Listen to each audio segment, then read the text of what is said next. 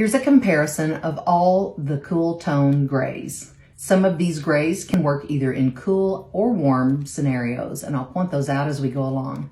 The top is our white, which is Colosseum with a soft gray undertone. Heathered gray is a soft, cool gray. Next is Oxford, which is a bit warmer in tone, and this color can go either toward the warm or toward the cool shades of gray. Next is Cobblestone, which you can see has a slight blue undertone when compared to the other grays. The next is Weathervane, which is a rich, deep gray. And the last is our color Iron Gate, which is a true rich black. I'll compare these all to cashmere so you can see them, the value of the color up against a true white. When selecting colors, keep in mind lighting plays a key role in how you view and see the color in your space. Monitors and phone monitors will also alter the way a color looks.